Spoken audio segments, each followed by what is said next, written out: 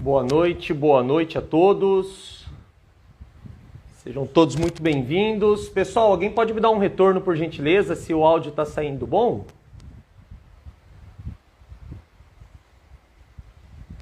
Estão conseguindo me ouvir bem?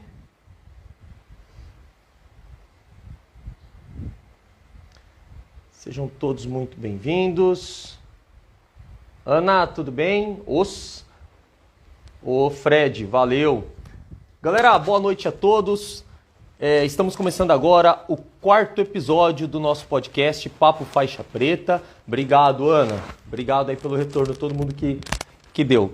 E antes de chamar aqui a nossa convidada, que hoje é uma convidada muito especial, hoje teremos a ilustre presença de uma atleta olímpica, Jogos Olímpicos, como vocês sabem, é o maior evento esportivo a nível mundial, e ter a honra de estar batendo um papo aqui com uma atleta olímpica vai ser uma coisa muito legal. E antes da gente começar, eu só quero fazer uma menção de agradecimento ao nosso patrocinador, a Academia CTI, a mais tradicional e a mais completa, talvez, academia de luta aqui da cidade de Indaiatuba, está patrocinando o nosso podcast agora. Muito obrigado a todos. Se vocês puderem seguir, @CT Indaiatuba, Academia CTI. Lá você encontra judô, que é o tema da live de hoje, jiu-jitsu, muay thai, boxe, capoeira, enfim, vocês vão poder encontrar artes marciais para todos os gostos lá, além de musculação, personal trainer e todas as outras modalidades que uma academia tem a oferecer. Academia CT Indaiatuba, seguem lá, Claudinei Borracha, muito obrigado a todos aí pela força que vocês estão dando para o nosso podcast. Muito obrigado.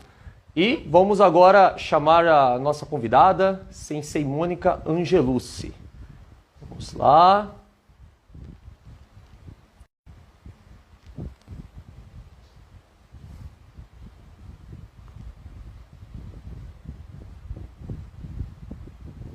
Boa noite a todos que estão entrando. Oi, tá me ouvindo?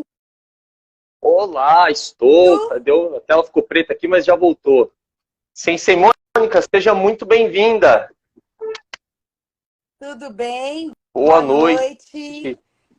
Obrigada pelo convite. Imagina, acho que quem tem que agradecer aqui sou eu, né? Porque é uma presença ilustre e tenho certeza que todo mundo que acompanhar esse bate-papo aqui vai aprender muita coisa, mas muita coisa mesmo.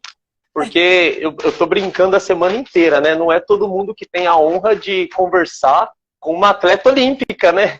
Não só olímpica, né? Isso é um detalhe dentre muitos outros que nós vamos falar aqui hoje, né? Tem muita coisa aí. Não, com certeza. Não, e é um orgulho, porque assim, fazer parte, poder ajudar a nossa cidade para trazer uma bagagem de conhecimento das lutas para nossa cidade é muito gratificante. Fico muito feliz de você ter aceitado esse convite, Sensei Mônica. Depois já vou abrir para você apresentar, falar um pouquinho sobre você, mas quero mais uma vez reforçar para quem está chegando agora e ainda não acompanhou a introdução que eu fiz,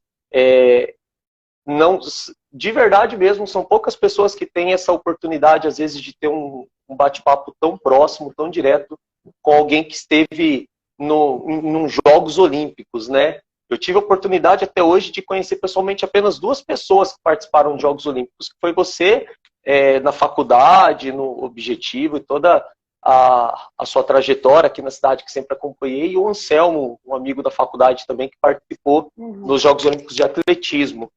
E para você ver, do tanto de gente que a gente conhece, 2 estiveram lá. Entendeu? Então é uma coisa muito gratificante para mim, é uma honra muito grande. Eu reforço para a cidade também, com né? certeza, com certeza, saber que Indaiatuba teve essa representação, teve alguém que de fato estava lá. Não é que sonhou estar lá, que treinou, mas que chegou, que alcançou. Alcançou e progrediu muito lá dentro ainda, né? Porque você tenho certeza que você vai falar pra gente depois. Mas obrigado mesmo, porque é uma honra muito grande eu friso em todas as lives, eu não gosto de deixar a nossa essência para trás, eu não gosto de deixar as nossas bases para trás. Mas o judô foi a minha base, eu sempre friso isso. Aí o Fred, que tá dando boa noite pra gente, que não me deixa mentir, né? Eu tô vendo aí. Oi, O Fred Fred, foi tudo bem? um grande incentivador quando eu comecei isso há 20 anos atrás. E eu, O Fred eu conheci, ele era molecão, né? moleque ainda. Era pequeno, ele já foi pequeno um dia? Já? Ah, foi, Ele ele sempre foi foi menor que grandão, eu desde quando já. eu conheci ele. Ele já tem 20 anos É, e o cara é gigante até hoje.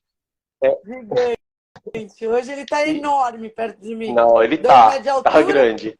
E Fred, que Então. recentemente conquistou a faixa preta, né, muito merecida, na Uhum, verdade, já era, sim. acho que foi só uma simbologia, porque ele já era faixa preta pela nossa visão, Já para era muitos, né? Eu já faixa preta enxergava faz ele como tempo, faixa né? preta pelas próprias atitudes que ele tinha, Sim. atitude de verdadeiros faixas pretas, né?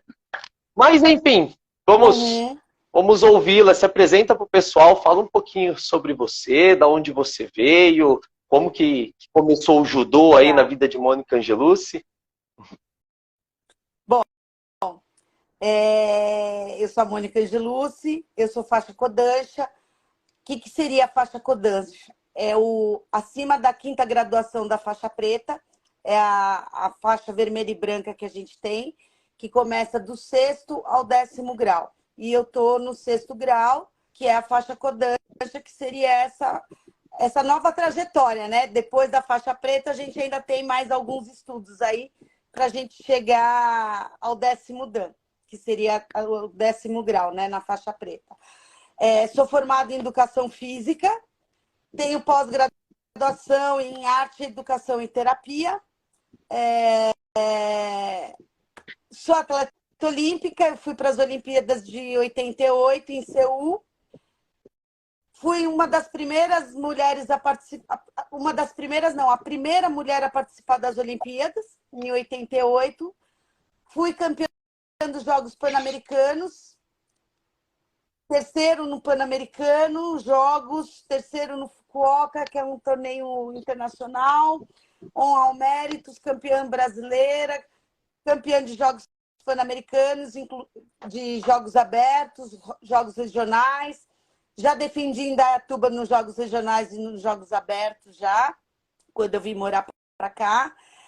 Eu sou de São Paulo, eu passei a minha vida inteira praticamente em São Paulo, no meu auge como atleta, né?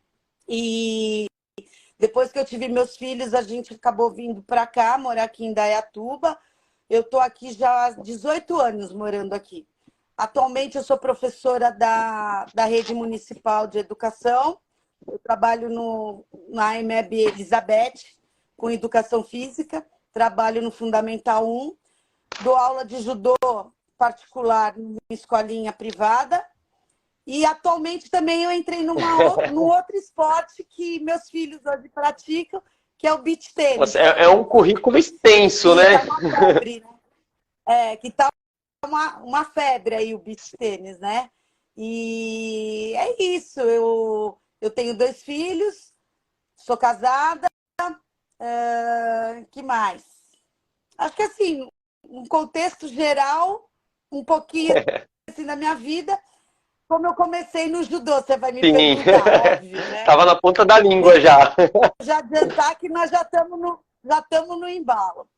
Foi assim, quando eu comecei em,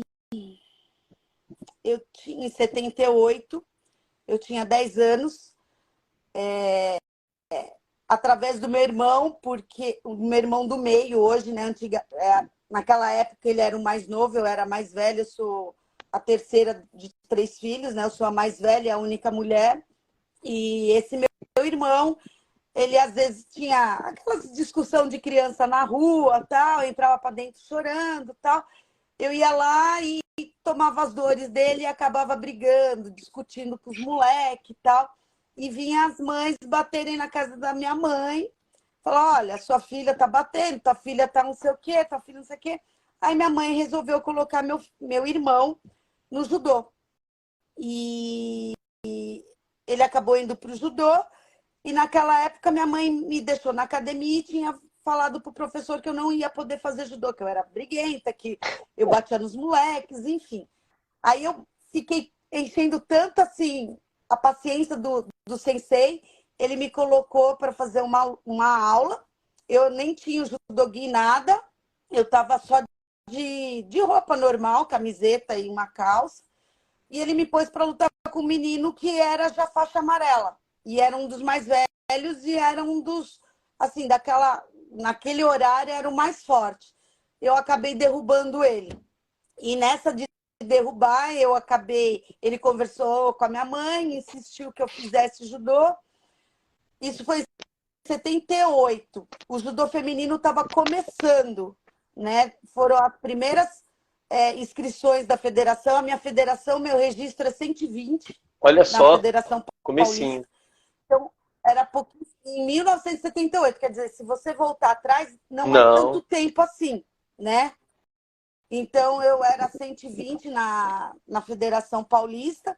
Aí comecei a participar de torneios. Eu fui para um primeiro torneio feminino, não tinha nem categoria de peso, nada, era absoluto, todo mundo lutava com todo mundo. Não tinha peso, nada. Eu lembro que eu peguei uma menina, perdi na final para ela, fiquei em segundo. Aí daí para frente, isso foi em 78, eu devo ter participado desse torneio em 79, 80. E aí foi em 85, eu fui fazer uma seletiva no Rio, que o meu técnico era chamava Sensei Campos, Sensei Ono, Sensei Mário Tsui, pediram para eu fazer uma seletiva no Rio de Janeiro. Aí eu falei, nossa, eu sou faixa marrom, né? Não tenho nem condições. Não, vamos lá que você vai começar a entrar para participar de seletivas. Acabei indo para participar dessa seletiva, acabei ganhando era assim, era a primeira equipe feminina. Eu acabei ganhando dessa menina, só que como eu era desconhecida ainda, não me chamaram. E naquela época, o judô feminino estava começando a ir para campeonatos internacionais. E o primeiro torneio internacional que teve foram 4 mulheres. Essas 4 mulheres eram um campeonato sul-americano, pan-americano, que elas tiveram que ir com o nome de homem para poderem chegar no torneio e lá competir como mulheres. Caraca! Porque na hora da inscrição, elas tiveram que colocar o nome masculino para elas poderem ser aceitas na federação, na confederação daqui, para poder sair do país para poder competir. Aí depois veio uma equipe que foi formada pela Solange Pessoa, Soraya André, Tanishi, Carla Lívia, e foram para um torneio internacional. E aí, logo em seguida, em 85, eu fiz essa seletiva. No meio, acho que foi em julho, me chamaram para participar de um sul-americano. E eu fui. E eu perdi para uma venezuelana. Eu fiquei em segundo lugar. E daí para frente, eles foram me chamando. Aí eu fui para Pan-Americano, sempre pegando medalha, fui para circuito europeu, até que chegou 1987. 1887 era o Pan-Americano, Jogos Pan-Americanos de Indianápolis, onde eu me sagrei. Olha só! Nossa, linda medalha. Linda. Nossa, dá dando para ver sim. Meu, maravilhosa. Ó. Indianápolis. Indianápolis, em 87. Nossa, eu acho que é um dos maiores títulos que uma pessoa pode conquistar dentro do esporte, como o Pan-Americano. Jogos Pan-Americano, a nível de Pan-Americano, sim. Aí eu fui campeã Pan-Americana, assim, ninguém esperava, né? Nem eu, nem ninguém esperava. E o que aconteceu? Eu e a Soraya André fomos campeãs. Fomos campeãs, até aí tudo bem, nós somos campeãs, voltamos para o país, voltamos para o Brasil. Daí a pouco a gente recebe uma convocação falando que eu e a Soraya íamos entrar nas Olimpíadas, defendendo o Brasil, né, o nosso país, pelo Comitê Olímpico, e pelo comitê e pelo continente pan-americano. Então, a gente estava representando o nosso país e todas as mulheres do continente Nossa! pan-americano. Aí a responsabilidade bateu forte, então, né? Foi muito, assim, a gente ficou meio assim, tá, e agora? O que a gente vai fazer? Porque até então, a gente ainda hoje, atualmente, tem um pouco de preconceito dentro do judô feminino ainda, mas naquela época era muito fechado ainda. Isso a gente está falando em 1988. Então, assim, existia ainda um preconceito, né? Aí eu sei que tivemos que correr atrás das meninas para fazer concentração, para a gente viajar, fomos para Japão, fomos em vários lugares para treinar. Aí chegou as Olimpíadas, nós fomos para as Olimpíadas, chegando lá, eu disputei a medalha de bronze. Eu perdi, faltava 20 segundos de luta, eu estava ganhando a luta, perdi por 20 segundos. Ah, mas 20 segundos não dava para segurar? Até dava. Mas eu fui fazer o bendito Neuazá, chão. A menina era a única coisa que fazia, me deu um estrangulamento, enfim. Acabei perdendo a medalha de bronze. Mas eu tenho aqui as minhas medalhas olímpicas que eu tive. Quer ver? Ó, a de participação. Vem toda numa caixinha bem trabalhada. Ela veio Olha no só que legal. ó, ela veio no estojinho. Então, aqui à frente dela e atrás. Sim, sim. Dá pra ver? Ó, os arcos olímpicos. Nítido, né? Nossa, aqui. Aí depois, essa daqui, que é de quinto lugar. Premiado até o quinto. Então, na verdade, o judô, como ele é classificado? A gente tem classificação até sétimo lugar. Porque o judô são duas chaves, né? Então, vamos fingir que aqui nós estamos em 8 atletas, tá? Então, sai aqui, sai os campeões para disputar primeiro e segundo, sai os terceiros, né? De quem perdeu, disputa de terceiro, só que no judô tem o terceiro, só que não existe o quarto lugar, porque como tem duas chaves, sai o terceiro de um lado, terceiro do outro, quinto e sétimo. Então são dois terceiros então, no caso, né? Dois terceiros. São dois terceiros, são dois Eles quintos. Fazem uma disputa entre os dois terceiros ou não? Quem perdeu para o primeiro e quem perdeu para o segundo? Disputa de terceiro, sim. Não, quem perde para o primeiro e quem perde para o segundo. Aí eles são terceiros. Eles não fazem uma disputa entre eles. Aí, não, a gente faz, nós que estamos na chave para disputar. Aí, quem está na final são 4, né? Então, quem perdeu para os finalistas cai na chave para disputar terceiro e quinto lugar.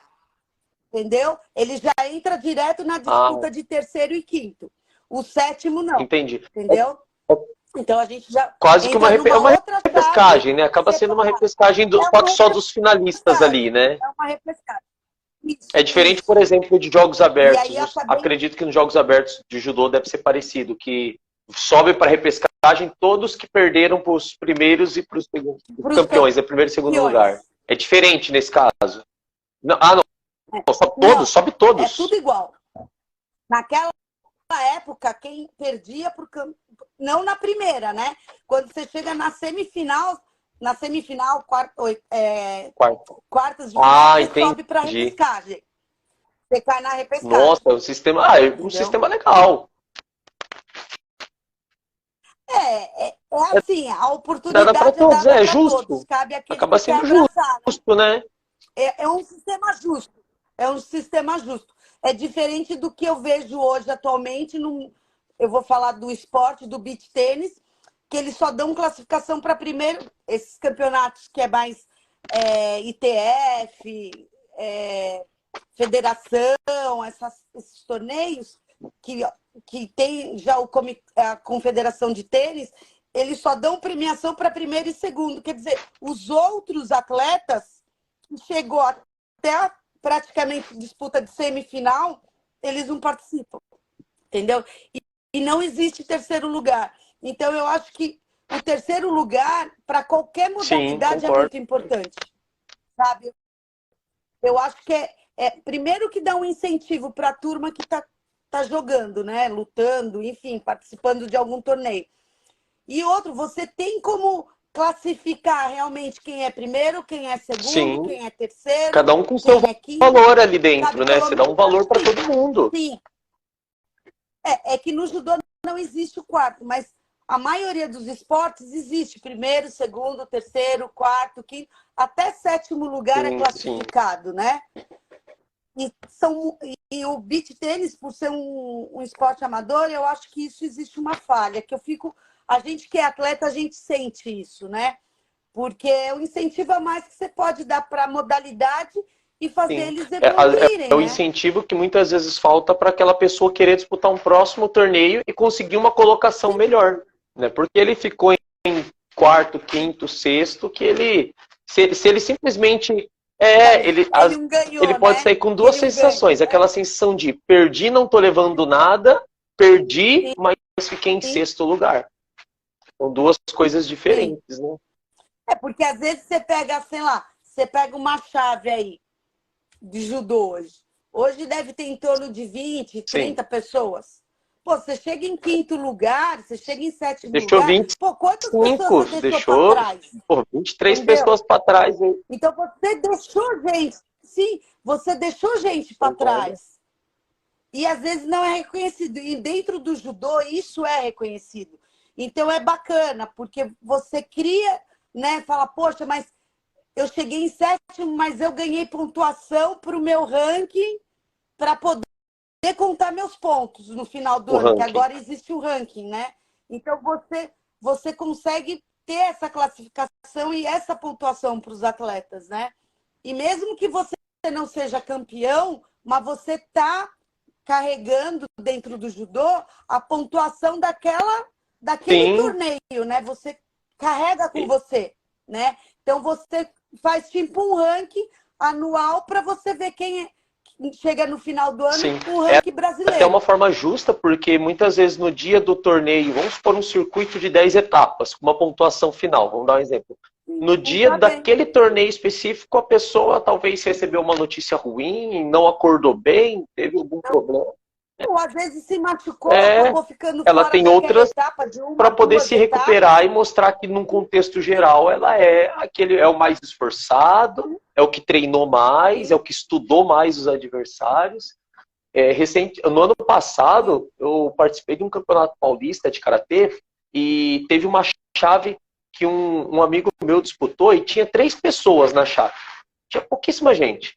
Aí ele ficou em terceiro, ele acabou perdendo a disputa que ele fez, ficou em terceiro, aí ele chegou e falou, pô, ganhei uma medalha aqui, mas terceiro lugar, tipo, só ganhei porque só tinha 3. Eu falei pra ele, não, cara, não tinha 3, tinha todos que ficaram em casa e não quiseram pagar a passagem para vir, não quiseram pagar a Não quiser. inscrição. Eu falei, você deixou muita gente para trás, você ganhou a primeira luta quando você se esforçou, você veio, você pagou, você E lutou, que disputou, se ultimamente, preparou. assim, você falou um ponto muito importante, assim. Eu acho que o patrocínio no nosso país é fundamental. Fundamental. Eu vou falar uma coisa aqui, mas não sei se muitos podem ficar chateados comigo, mas enfim, o lance de Bolsa Atleta, né? O Bolsa Atleta que o pessoal dá. Eu acho que nem precisa ser valorizado. Qualquer atleta que está em destaque, ou que nem no meu caso, nos casos de vários atletas de judô, tudo, o karatê, inclusive, é um esporte Sim. amador que hoje eu pago um preço muito caro no meu corpo por lesões. Então, são dores frequentes à base de remédio, eu preciso procurar bons médicos. Inclusive, tem um médico excelente aqui, é o Dr. Fábio Ó, Lana, que legal. cuida de Fica a mim. indicação aí para quem está assistindo já então. Dr. Fábio é da clínica daqui de Indaiatuba, o Dr. Fábio Lana. O que acontece? acontece? A gente, depois que a gente termina, se aposenta, né? Porque a gente chega a um limite que o nosso corpo não dá. Falta não sei, talvez uma Uhum. aposentadoria para os atletas. Porque você vê no futebol, você vê nesses esportes que são mídias, eles têm uma aposentadoria. Eles ganham muito bem para poder depois Sim. sobreviver, né? E a gente, nós do judô, do karatê, de atletismo, de Da esporte, maioria, né? né? Que Se nem for rever. agora o skate. Se for ver, 90% dos esportes, a gente defende o nosso país, né? Eu defendi o nosso país, o continente pan-americano. Poxa vida, a gente não tem um apoio sequer quando a gente se aposenta, né? Então, isso é muito ruim para qualquer tipo Sim. de atleta, porque a gente sofre muito com dores, com problemas que a gente tem que correr atrás de médico, disso, daquilo, para a gente ter uma qualidade de vida boa, né? Porque a gente trabalha acima do nosso Sim. limite de corpo, né? Então a gente tem que dar muito mais do que uma pessoa só saudável, a gente tem que explorar muito mais do que isso, né? Para a gente chegar aonde a gente quer. Que não é impossível hoje, é o que eu falo, às vezes eu falo nas lives, eu dou palestra, que não é impossível ser um atleta olímpico. É você ter foco, determinação, responsabilidade, compromisso, que você chega Sim. onde você quer. Porque eu acho que sonho todo mundo tem, então é aqueles assim, tem os que não falam, eu tenho um sonho, mas esse sonho é quebrado por alguma coisa, ou você fala, não, eu quero ser uma atleta olímpica, eu quero chegar à presidência de uma firma, você quer. Não é impossível. É você ter aquele objetivo e focar naquele objetivo que você Concordo quer, né? 100%. Então, assim, mas ela é atleta olímpica porque ela fez isso. Não, gente, a minha vida, assim, eu vim de uma academia pequena, na minha época não tinha todos os recursos que a gente tem hoje, né? Então, a gente ficava em centro de treinamento, a gente dormia no chão, a gente não tinha nutricionista, a gente comia o que tinha. Então, assim, a gente tinha que naquela época, sobreviver com o que E a o gente o tinha, acesso à né? Então, informação a gente também era muito mais tinha. restrito do que é hoje, né? Para você. Sim, a gente tinha um centro de treinamento que era no Rio, então a gente tinha que ir para lá, a gente saía de lá e ia para um outro, viajava, a gente ficava sem ver família, sem ver nada. Mas assim, a gente não tem os estudos que tem hoje, que nem para a gente filmar um adversário nosso, a gente tinha que, na época, comprar uma filmadora para a gente conseguir analisar o treino, né?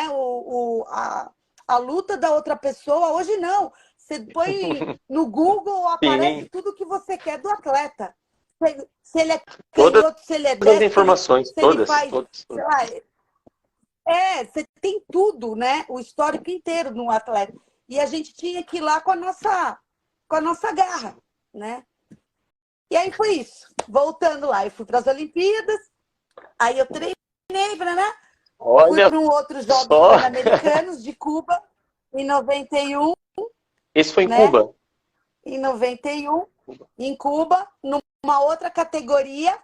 Então, essa daqui eu tive em uma categoria, nos Jogos de 87, e em 91 eu fui bronze em outra categoria. Então eu tenho 2 títulos diferentes em Jogos Pan-Americanos Olha em 2 só, e categorias isso já diferentes aumenta o de peso. leque de importância da sua história de uma maneira que poucos imaginam, né? Porque quando você se estabelece, né, numa Não, e para aquela categoria, ok, época, mas você medalhar em duas categorias diferentes, peso, o estilo de luta todo muda. A gente que luta, a gente sabe, tudo precisa mudar. Então, totalmente. E era assim, são coisas. Todo mundo fala, mas a categoria. Muda a categoria, muda, tudo muda. Você muda, o atleta, o adversário até muda, muitas muda tudo. vezes até o repertório de técnicas que você utiliza, você precisa alterar Sim, também. as estratégias, Sim, as estratégias de luta, tudo tem que mudar. Porque são adversárias diferentes, né? São pessoas diferentes, pesos diferentes. Então a gente tem que ir se adaptando com aquilo que a gente tem, né? E naquela época era muito difícil. E eu, graças a Deus, meus pais sempre teve presentes, né? Comigo, me ajudando a ter patrocínio. Eu tinha um patrocínio forte na época. Eu era uma das poucas atletas que tinha um patrocínio fixo. Então, era o Chicletes Ping Pong. Eu já fui atleta da Biotônico. Já participei de comerciais de televisão. E o atleta vai correndo atrás disso aí para a gente poder se garantir, que era uma época difícil. Aí eu fui, depois que eu saí de 87, dos Jogos, eu fui para um torneio no Japão que nunca tinha, as brasileiras estavam começando, nunca pegou, e eu fui uma das pioneiras a pegar medalha. Ficou, muitos anos. Quem apareceu com uma medalha depois da minha, primeiro foi a Edi Nancy, no judô, e que foi um torneio que praticamente é um mundial feminino. Nossa, no berço, né? Em 87 eu fui terceira, eliminei japonesas. Fiz, né? Eu acabei disputando com uma japonesa, perdi para ela, aí eu fui fazer a disputa de terceiro e ganhei. Ganhei de japonesas, europeia, enfim. E eu consegui me sagrar em 87, a primeira mulher a pegar a medalha no Internacional Feminino do Japão, que era um dos torneios como se fosse um mundial para nós, né? Que chama de Fukuoka, porque tinha um feminino e um masculino.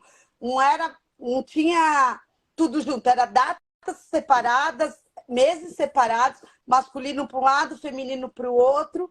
E o feminino era em Fukuoka, eu acabei indo para lá e acabei trazendo esse título que ficou aí por muitos anos, até que veio a Edi Nancy conquistar uma medalha depois de muitos anos. Então, e lutar contra os japoneses, as japonesas, no caso, muito difícil? Sente aquela pressão de ser o berço do judô lá e tudo mais, ou não? Então, é assim, antigamente a gente tinha muitos professores japoneses, né? Então, o nosso judô é muito japonês, né? Então, assim, a responsabilidade é grande, mas você via a diferença do nosso judô para o judô europeu, né? E assim, o nosso judô é muito berço do Japão, né? Porque como vieram muitos japoneses para cá, eles que trouxeram essa cultura. Então é um judô limpo, de técnica, não era força, era mais técnica, então, isso que era uma coisa mais falar, é um judô mais bonito de ver quando é assim. Diferente, porque a Europa era muita força, então era muito bruto, né? E o judô brasileiro, japonês, asiático era mais técnico, era bem bonito de assistir. Aí eu tenho umas outras medalhas aqui que eu vou te mostrar, foi no decorrer. Esse aqui foi um aberto na Áustria. Na Áustria. Nossa, muito bonita essa medalha. Em 88. Aí eu tenho, em 95, a minha medalha de bronze no Aberto dos Estados Unidos. Que também é um super campeonato, né?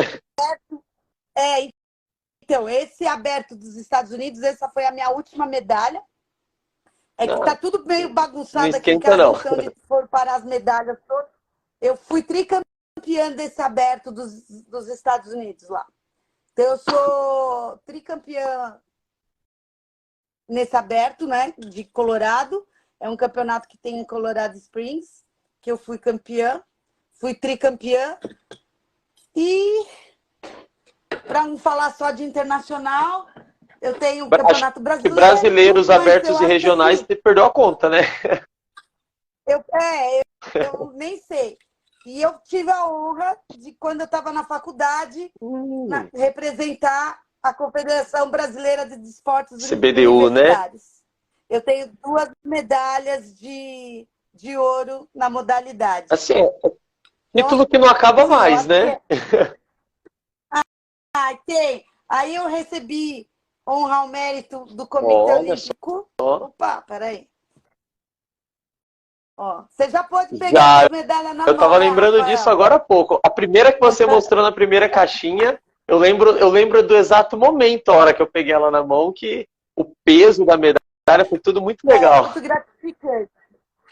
Aí tem mais essa aqui também, tudo olímpico, né? De melhor atleta, Nossa, muito legal. de atleta olímpico. Vou pondo aqui tudo do ladinho. Aí eu tenho a plaquinha das Olimpíadas, que era do clube que eu treinava. Qual que era o nome do clube, né? Tá dando pra ver? Na época era o Tênis Clube São de José São dos José dos Campos. Campos. São José dos Campos. Aí nós tivemos as Olimpíadas aqui, né? E no Brasil, no Rio. E a tocha passou por Sim. Indaiatuba. E Ó, eu fui uma das essa condutoras da daí tocha. é inigualável, né? Essa é. Eu fui uma das condutoras daqui. E tem um segredinho nessa tocha. Ela, Olha ela se só, abre. a tocha paralímpica, eu tive a oportunidade de ver pessoalmente, de tocar, vamos colocar assim, com uma pessoa Uhum. lá de Santa Catarina, não me recordo o nome agora. Eu trabalhei com o irmão dela em um colégio e ele comentou que ela tinha conduzido a tocha, achei super legal. Ela emprestou a tocha para mim, eu levei até o colégio e passei nas salas de aula apresentando para os alunos, falando sobre a importância, contando um pouco da história. Uhum. E eu lembro que eu comentei que aqui em Indaiatuba você e o Márcio eram as duas pessoas que eu conhecia que haviam conduzido. E O o Piá Piá também, também. verdade. O Piá do... Então, eu passei o fogo olímpico Você para o passou para Piá. ele? Eu passei para o Piá. Ele foi o último, eu fui a penúltima, ele foi o último para conduzir a tocha para sair daqui. Acho que ela ia Eu para não Itu, se eu lembro. não me Foi engano. 2016? Eu vou contar um pouquinho, não sei se as pessoas sabem da história, porque a tocha fica fechada e quando o fogo olímpico acende, a gente aciona o botão aqui, ela abre. E ela tem uma história, né, no desenho dela. Não sei se vocês sabem disso. Nós temos aqui, ó, o calçadão de Ipanema. Ah, Tá legal. vendo? É o calçadão. Aqui tá dando Sim, para tá ver que é dando. azul. É o mar de Copacabana. E aqui é a montanha, é Do o Cristo Morro do Redentor. Cristo Redentor. Nossa, que legal. Essa daí eu não sabia, não. Que bacana. É a história. Então, é o calçadão, o mar Um monte e do Cristo, o do, né? o do Nossa, Cristo olha só Redentor. que legal. Então, existe tudo é muito Muito pensado, né? Nada é por organizado, acaso, né? nada que é por acaso. Então, assim, não é feito, vamos fazer, quem olha para a tocha fala assim, legal, bonita, mas ela poderia... Não, existe uma história nossa daqui, né? É contada uma história na tocha olímpica, que todas as tochas têm uma história, mas que nem a nossa foi contada através da calçada de Copacabana, o mar, o Cristo Redentor. Então, existe uma história, não é só a tocha, né? Existe Existe um a porquê história aí de por tudo, trás tá? De disso. cada pedacinho que tá ali, né? Sim, sim. E Inclusive, todas as medalhas, se vocês forem ver, todas as medalhas têm alguma coisa que simboliza, né? É que às vezes hoje as pessoas, não sei, tem muitos professores que acabam às vezes dando aula e não explicando uma filosofia do sim, que existe, né? Você ganhou medalha, pô, legal, mas você sabe o que significa essa medalha? Às vezes pode ser uma medalha minúscula, mas essa medalha minúscula tem o significado dela, para ela tem uma ser daquele importância, jeito, né? né? Mas, sabe, isso que você está Sim, sim. falando remete muito com a raiz desse projeto, quando eu resolvi desengavetar ele e começar essas lives. Porque a arte marcial tem disso. Tudo que existe quando se fala de Sim. arte marcial tem o porquê está lá. Entendeu? Tudo tem, cada detalhezinho Sim. dentro da história, dentro da roupa que a gente utiliza, dentro de tudo tem uma história. assim como a medalha. Às vezes eu falo assim, a gente fala assim, às vezes, a criança, eu dou aula para as crianças, você também dá aula para criança, você trabalhou comigo, você sabe disso. Às vezes a criança vem amarrada como presente, com a faixa embrulhadinha. Eu falo, olha, meu presentinho chegou. Você vem com os dois lacinhos e tal, porque os pais, às vezes, não sabem amarrar. Mas você vê que eles amarram do jeito mais bonito, que é dar o laço. É verdade. Né? Pode não dar o nó, mas vem um lacinho. Pra gente, isso é engraçado, mas existe o afeto dos pais. Você vê que a criança vem arrumadinha, mesmo que os pais não sabem amarrar a faixa, dá aquele nó, às vezes ai, professora, a faixa é muito grande, eu não sabia como faz. Aí vem os dois lacinhos. Você vê que isso é um embrulho, né? É um presente. A pessoa tá te dando o filho para você. Literalmente, né? né? Tá te dando um presente. E às vezes isso, muitos professores às vezes não percebem. Poxa, amarrou errado, nossa, né? Não, amarra, vem cá, ó, você tá de presentinho para mim, você veio de embrulho? Quem te embrulhou? Ah, foi minha mãe, foi meu pai. Não, vem cá, a sensei vai te amarrar direitinho. E tá tudo certo, sabe?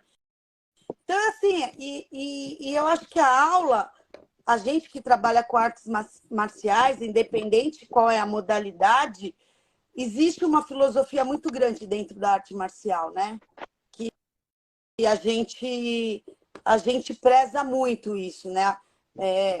Não é, a arte marcial não foi feita para as pessoas saírem aí batendo.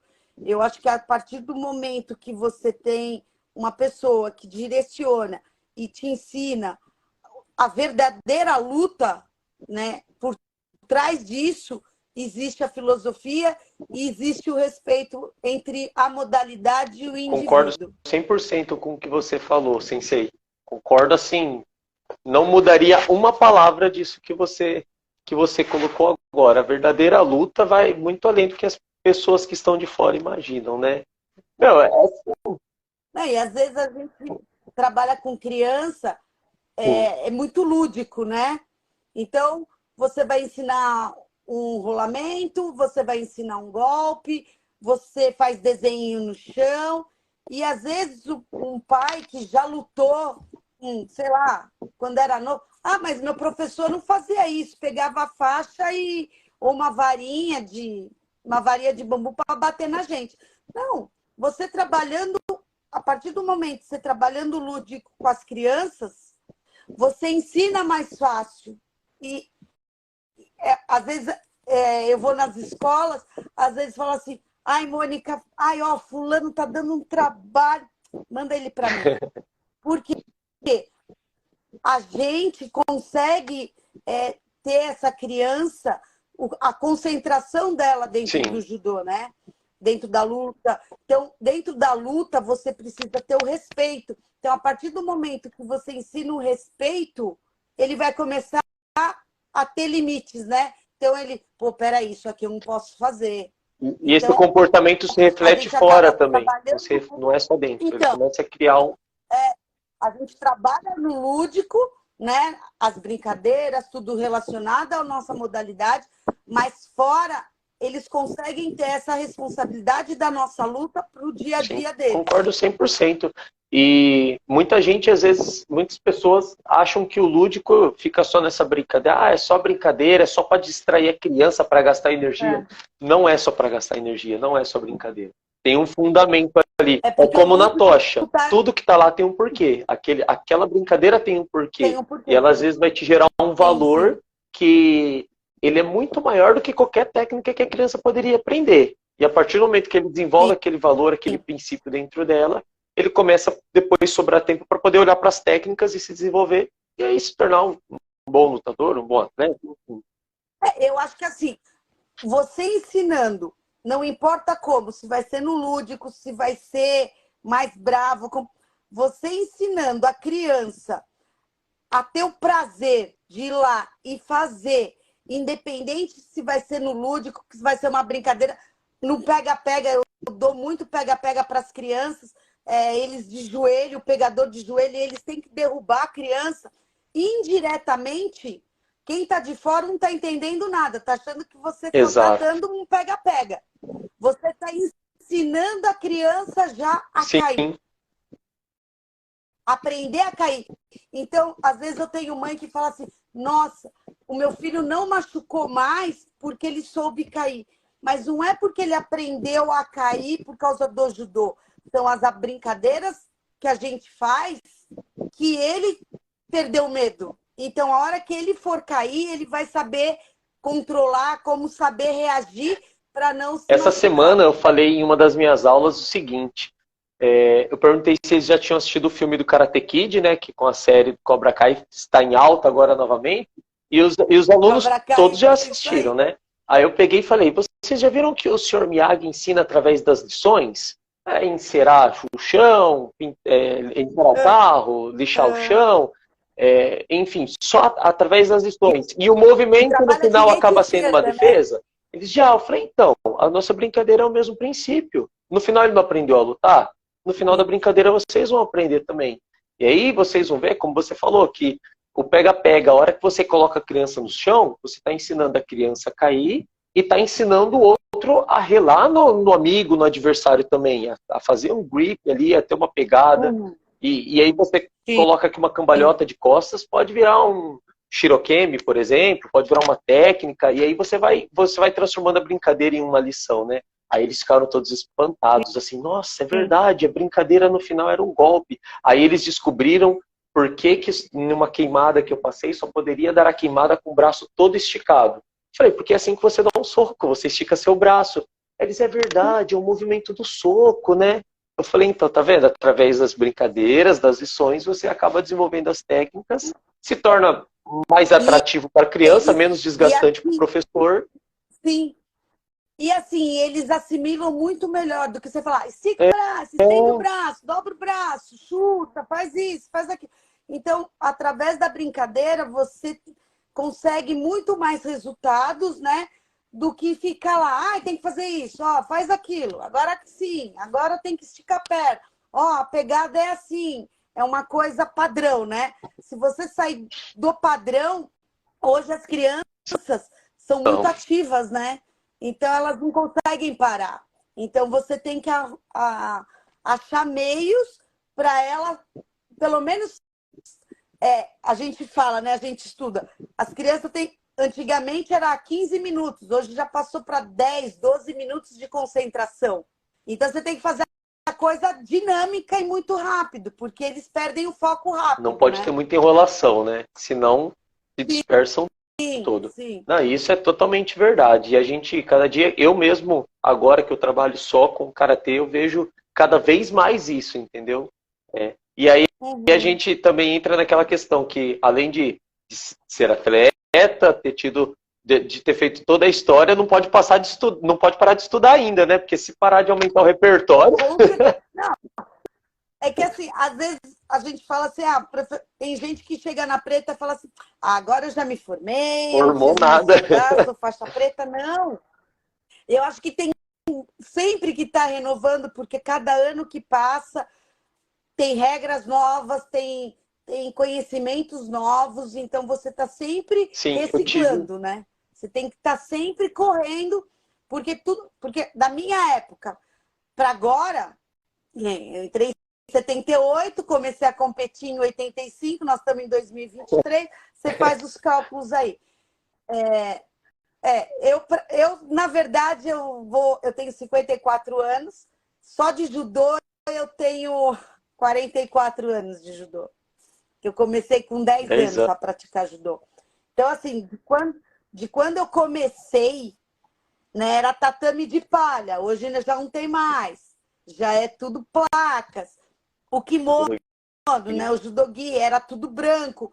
A diferença para a gente lutar, você colocava uma faixa vermelha para identificar o placar. Hoje é kimono azul, kimono branco.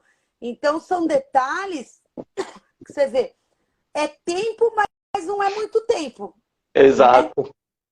E que teve uma evolução, assim, muito rápida, né? Então, tudo está evoluindo muito rápido. E se você não acompanha, você fica lá para trás. Exatamente. Né? Então, você tem que estar conversando, conhecendo gente, fazendo intercâmbio. Ano passado, foi até legal, porque eu fui convidada para ir em outubro. Eu fui para os Estados Unidos fazer um seminário na Califórnia. Era uma academia de Gil. E eu fui ensinar judô para eles.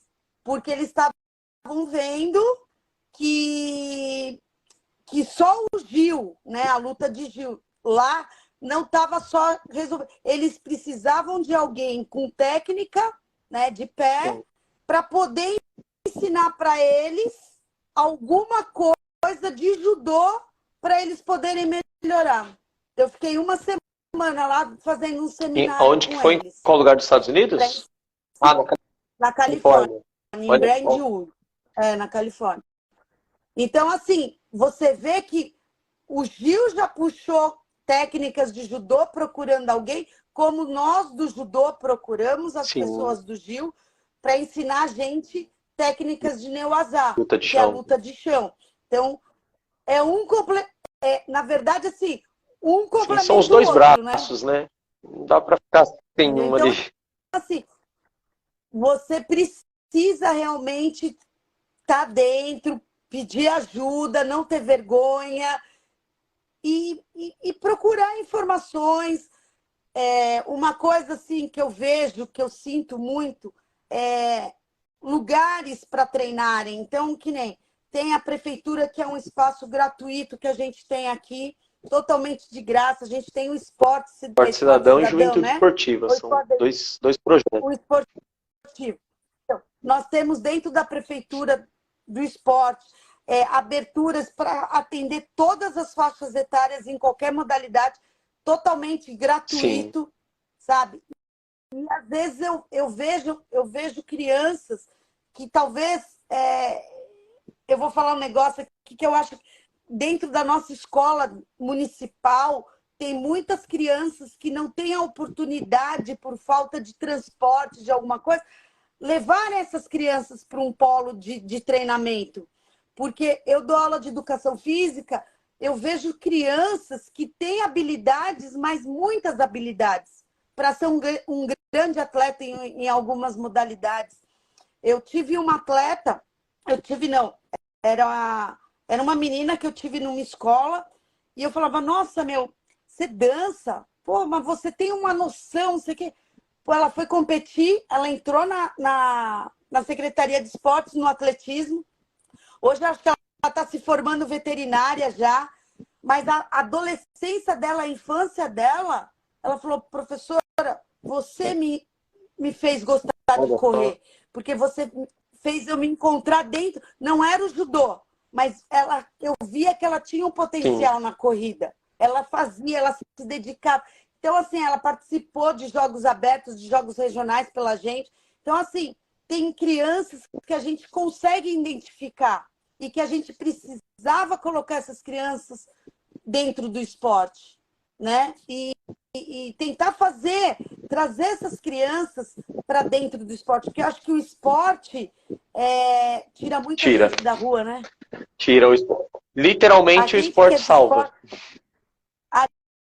A gente vê tanta coisa aí, né, que está acontecendo. É a melhor ferramenta de ressocialização que existe ao esporte, sem dúvida. Sim, porque a gente olha assim, a gente fala assim, caramba, se ele fizesse um esporte, porque às vezes a criança é tão hiperativa que ela tem tanta energia para gastar e ela acaba não sabendo como gastar. E talvez ela passando por certos esportes, né, que a gente tem de graça, né, vários lugares, vários polos que a gente tem aqui em Indaiatuba, se identificar. A gente tem muito, a gente tem praça para terceira idade, para o pessoal fazer. A turma tem até aula de beisebol, então, assim, onde já se viu isso? Até beisebol. Sim, coisa gratuita. A gente tem beisebol, a gente tem infinidades de esportes aí. A gente tem uma pista de skate, que é um esporte olímpico agora, sabe? Que você olha ali dentro, com certeza tem atletas bons. né? Então, assim, agora a dança de rua, tem um monte de gente aqui, a dança de rua nossa é super conhecida aí fora, já foram Sim, para campeonatos internacionais. Então, assim, o esporte, eu acho que está ligado em todo o contexto do ser eu humano. sempre fui a favor de que todo mundo tinha que ter uma passagem por algum esporte, mesmo que não siga a carreira, que não queira, Qualquer mas que esporte. crie valores dentro desse esporte aí, porque isso vai fazer Sim. diferença na vida da pessoa. Ela vai aprender. Gente, nós temos um parque ecológico aqui Maravilhoso. E assim, maravilhoso. aqui em Maravilhoso. Indaiatuba, em especial, né? Aqui eu sempre falo para todo mundo, é um ponto fora da curva, né? Tá aí, ó, a Lidiane comentou agora, Sim. tem até esgrima, né? Golfe, tipo, o que que falta? Não falta Sim. mais nada, meu. Sim. Tem tudo. Daqui uns dias vai ter até, O sei lá, stand de tiro, se você for ver, o stand de tiro, tudo, se você for ver, tem muitos atletas aqui tem, escondidos. tem. Escondidos. Então, assim, a gente fica, porque a gente olha para a pessoa, a gente consegue identificar quem tem o dom, quem realmente vai crescer, que está afim. Que nem eu tenho uns atletas, quando eu levo a tocha, eles falam assim, professor, eu vou ser jogador de futebol. Você está jogando? Não. Aí eu falo, mas como que você vai ser jogador de futebol? Não, mas eu ainda vou fazer escolinha de futebol.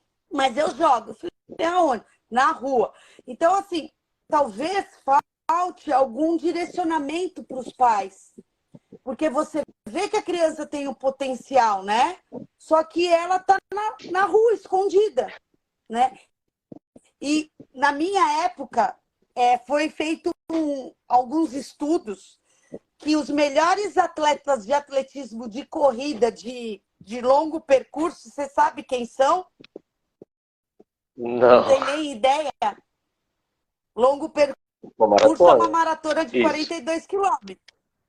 Você não tem ideia, não passa nem na Normalmente tua quando fala cabeça. em atletismo, a gente pensa no pessoal da Angola, nos haitianos, a galera que corre, Eu te falo, mas assim, não tem uma então, referência. a gente nem precisa ir longe para buscar atletas bons.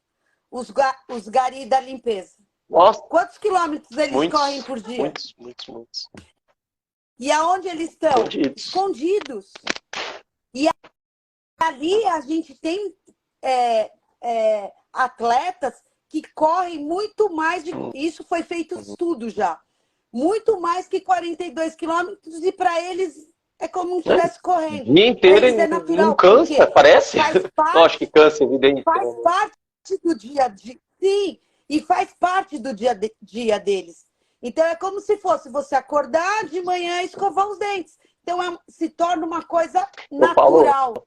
Só que eles não são treinados sim, para uma eu prova. falo que assim, eles, às vezes a pessoa faz uma preparação de 3 meses para poder participar de um campeonato. Eles fazem essa distância do campeonato 5 vezes por semana, entendeu? Aquela Todo, mesma distância. todo E dia.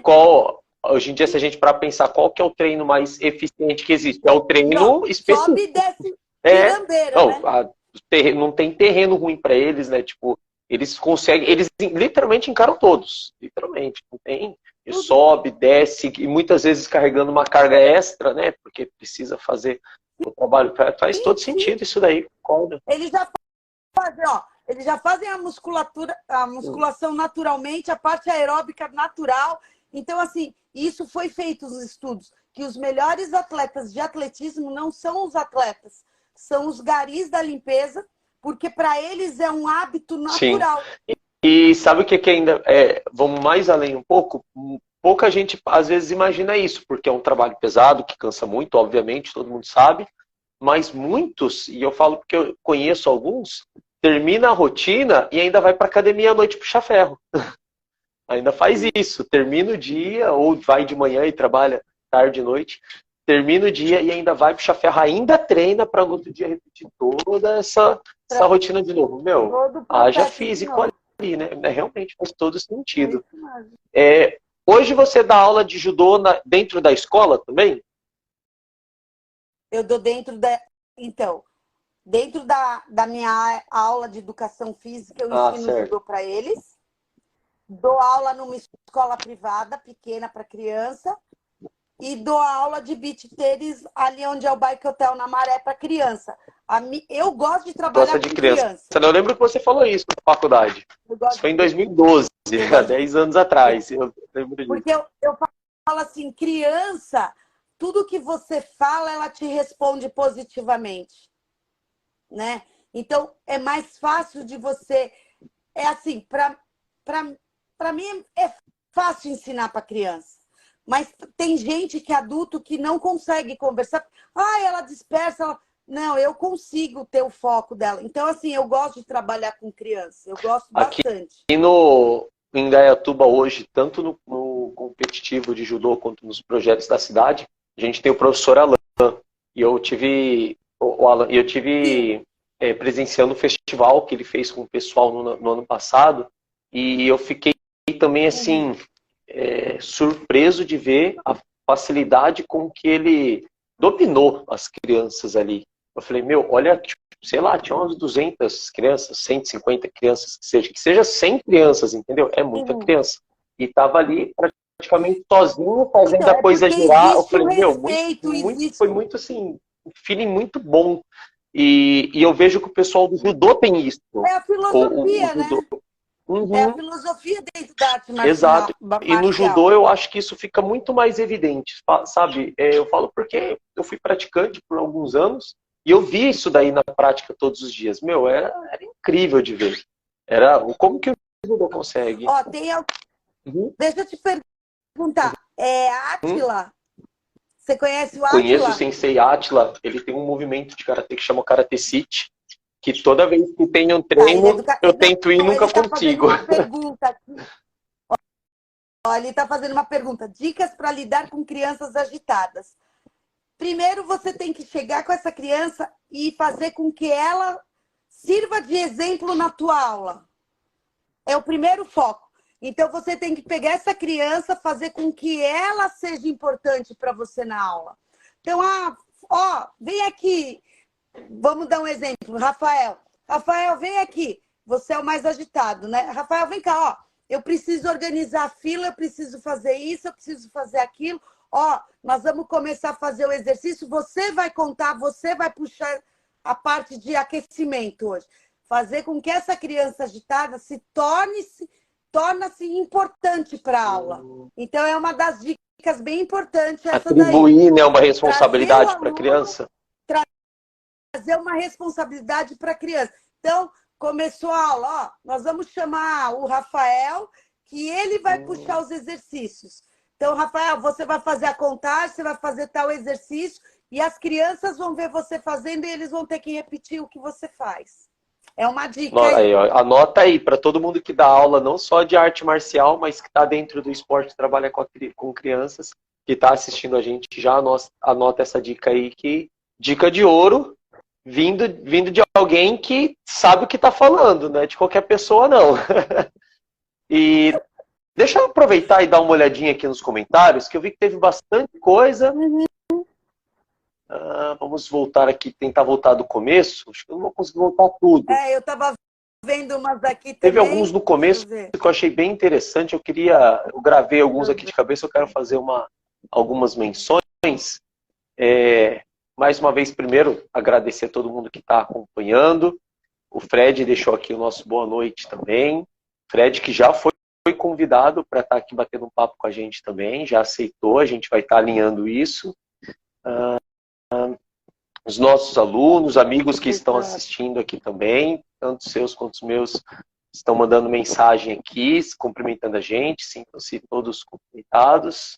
O Luau deixou aqui saudações, papo de quem se sente honrado em ter tido vocês dois como colegas de trabalho, e colocou embaixo, ele complementou. E deixa eu falar também, estou aprendendo muito sobre judô, estou como professor auxiliar na disciplina integral aqui do colégio. Ô, Luau, boa sorte aí, cara, e tenho certeza que é o Luau que trabalhou com a gente. Esse Luau. Legal. Luau, cara, excelente. Tem muito jeito com criança também, sabe lidar muito bem com as crianças, me ensinou bastante coisa. É uma pessoa... Então, o Luau é uma pessoa, assim, você trabalhou com ele, eu também trabalhei com o Luau. O Luau é uma pessoa muito assim... Ele tem umas sacadas com criança também muito legais. Então, ele consegue fazer a criança chegar para ele, né? Vir junto dele. Tem mesmo. Então, ele traz a criança para ele, aí ele consegue trabalhar muito bem essa relação professor-aluno, né, dentro de sala de aula. É isso aí, Luau. Parabéns, Luau. Boa sorte aí. Pode ter certeza que tiver algo que a gente pode ajudar. Tenho certeza que a Mônica, assim como eu, vai estar sempre à disposição aí para no que for preciso. Temos aqui Sérgio comentou aqui, Mônica super atleta e super mãe, tenho o prazer de conhecer, abração. Gustavo colocou aqui, Rafa, vem treinar com a gente na CTI, eu te empresto um judogi. Eles estão me chamando para treinar um tempão e a minha desculpa é, meu judogi não serve mais. Mas eu vou aparecer lá sim. Quero falar também, aproveitar que o pessoal que foi entrando, Mônica, a Academia CTI está patrocinando o nosso podcast agora, então um agradecimento especial a todos eles. Obrigada, estão dando a maior força. Academia CTI, obrigada mesmo. E quando tô aqui, quando precisar alguma coisa, eu vou pessoalmente ver os alunos.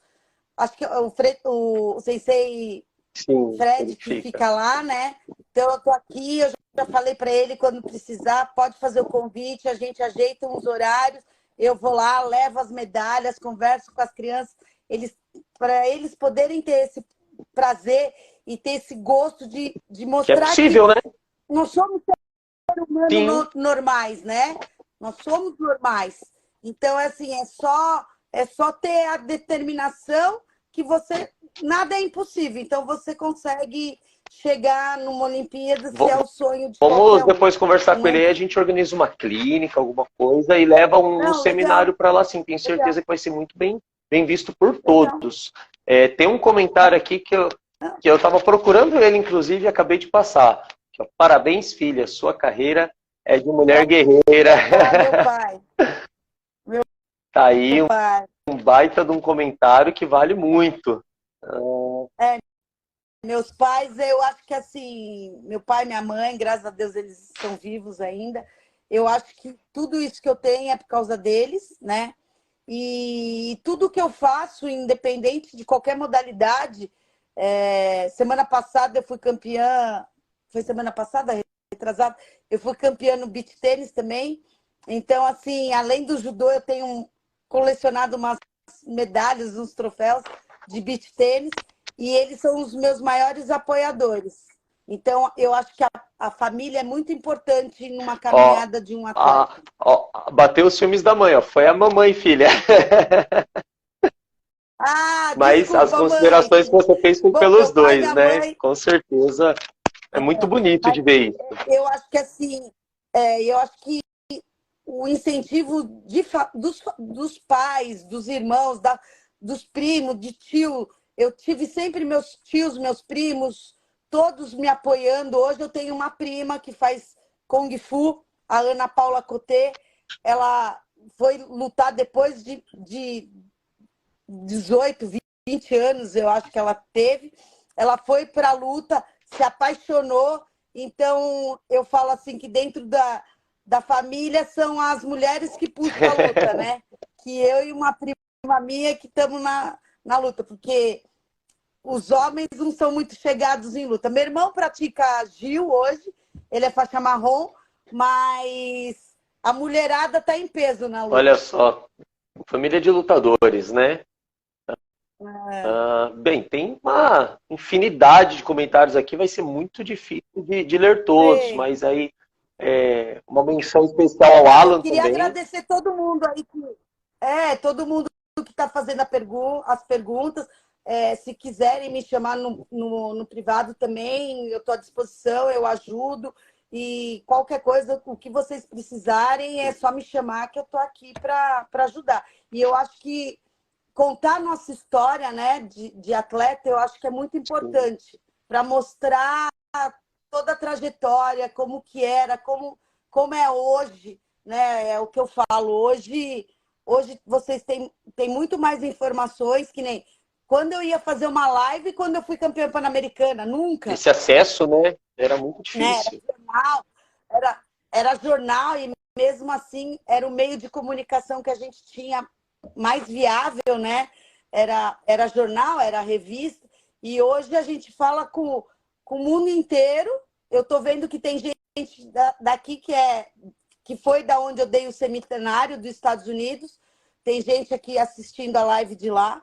Então, assim, hoje a gente abrange o mundo inteiro. E naquela época a gente abrangia só o nosso país, né? E assim, eu acho que não tem nada antigamente, por mais que a entrevista fosse dada pessoalmente, era o editor, o redator, não sei como que chama, que colocava lá na revista as palavras, né? Mas nada como você contando a sua história. Não existe nada mais fiel que isso, entendeu?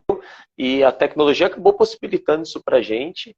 E isso é maravilhoso. Ó, tem mais um aqui do Sensei Alan, ó. Seria uma honra ter sua presença no tratamento do Centro de Lutas João Pioli, apoiado Sensei Alan pelo Fred. Vamos organizar isso daí, ó, Alan.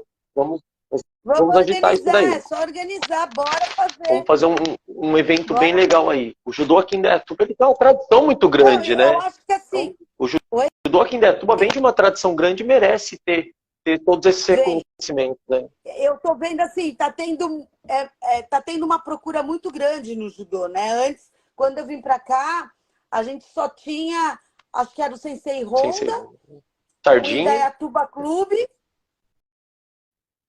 Então, o Sensei Sardinha, na minha época, ele já estava meio que parando. Eu treinava na academia dele. E na prefeitura, era o que tinha, que era com o Sensei Gomes, que era com o Sensei do Gomes. Então, assim, eram poucos lugares. Hoje, não. Você vê o judô abriu, né? Abriu para tudo. Tem polos de judô, tem vários lugares, as escolas estão... Eu lembro que aqui a primeira escola particular foi o Objetivo que abriu o judô. Então, assim, eu sou muito grata pela abertura que teve, do jeito que é. E a gente teria que fazer uma união desses atletas, não só do judô, mas de todas as modalidades, de todos os esportes. Mônica, você resumiu, né? Tudo que eu estava pensando aqui agora nessa colocação. Tem que ter essa união entre os esportes, entre professores, das artes marciais. Sim, porque assim, ninguém é o que é sem a ajuda do outro. Ninguém. Né? Então, eu acho assim, a gente tem que abrir, a gente tem que ouvir, a gente tem que dar mão para todos, sabe? Não ter, porque vai roubar aluno, que vai arrumar, né? Eu vejo muito isso por aí hoje, né? Por causa da internet, não só no judô, mas... se o fulano for treinar lá, fica...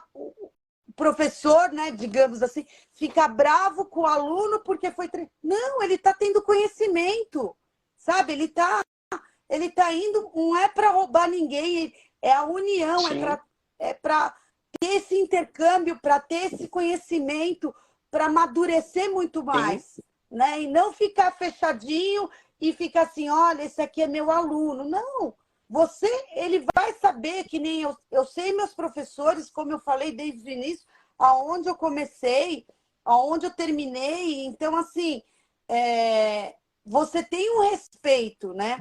Mas você precisa procurar caminhos onde te levem ao conhecimento, né?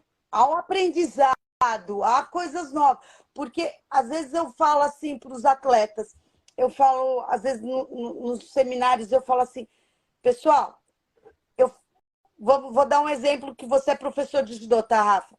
Pô, eu vou na academia do Rafael, porque o Rafael, ele é canhoto, mas eu sou destra. Porque você, como sendo canhoto, você tem algo para me ensinar.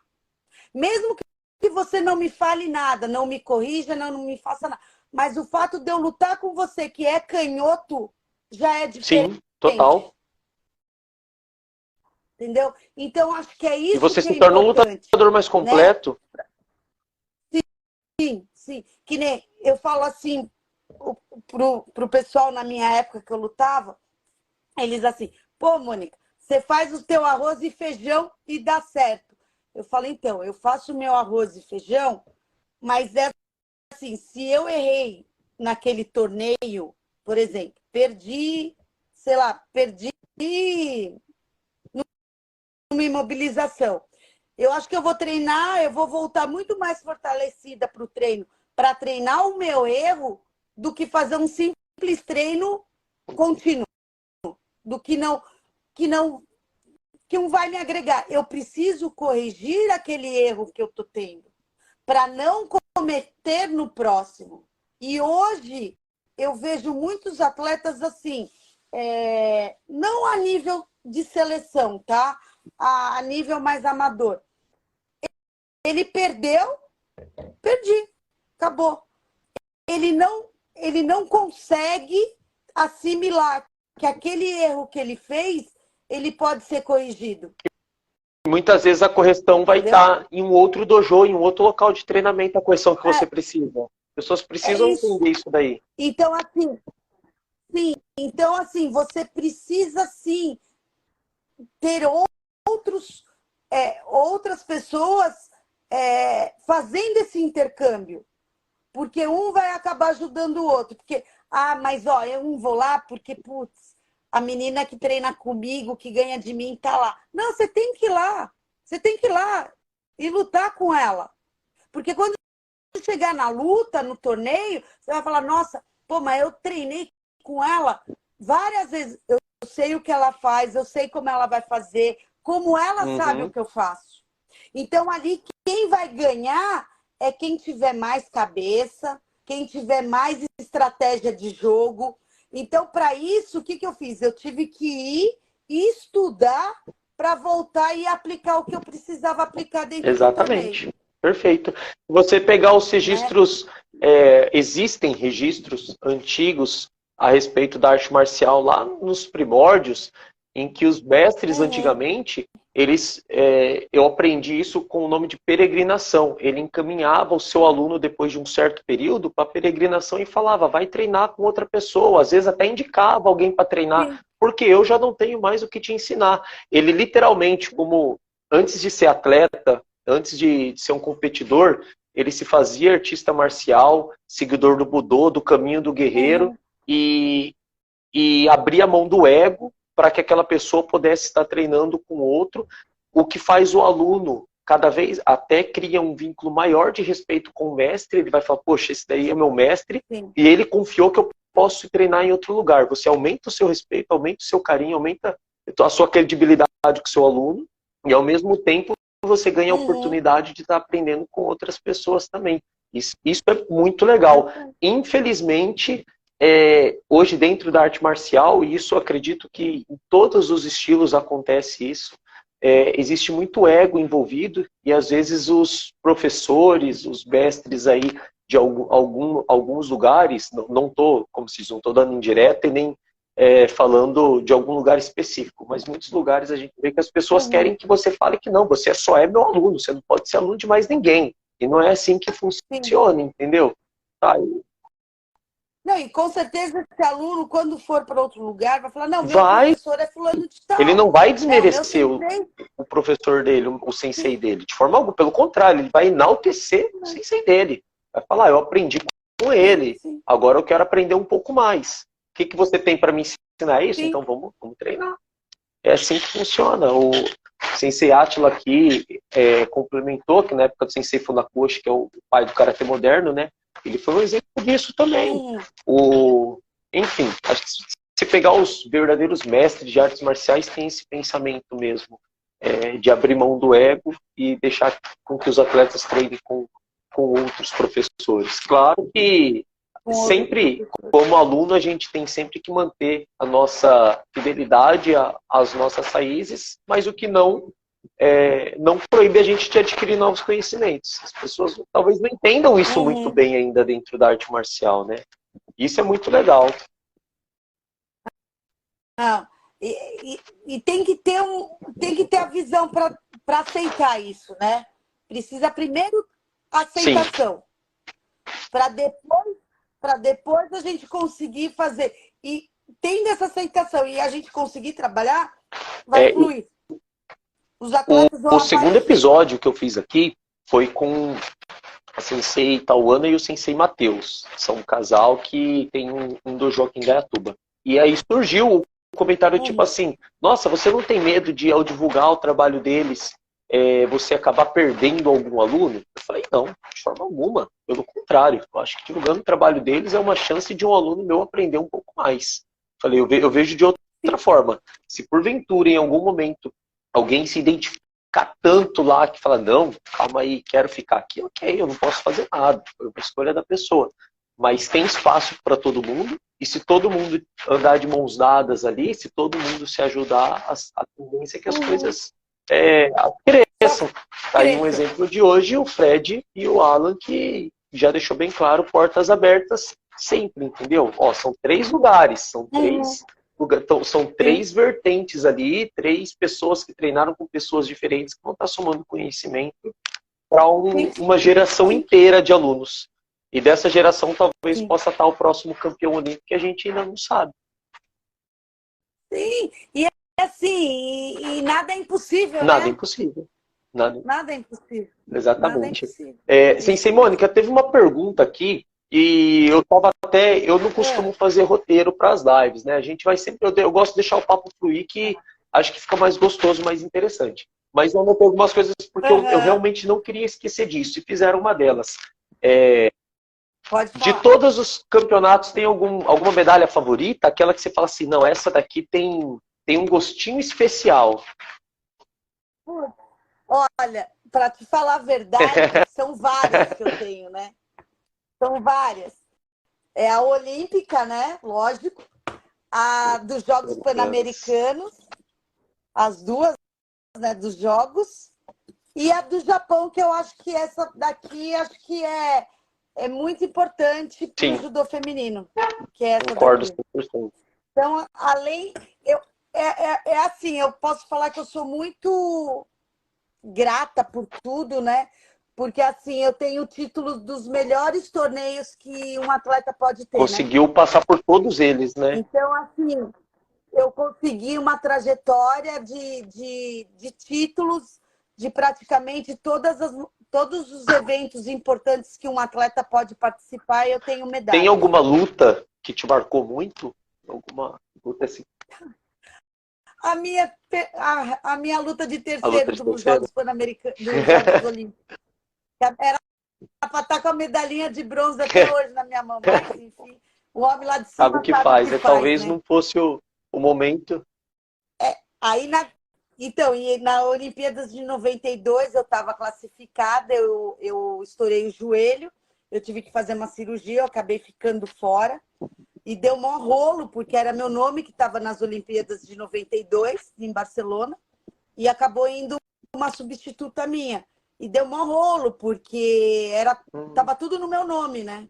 E ela que foi no meu lugar. Eu tive que operar o joelho faltava tipo coisa de, acho que 1 mês e meio, 2 meses.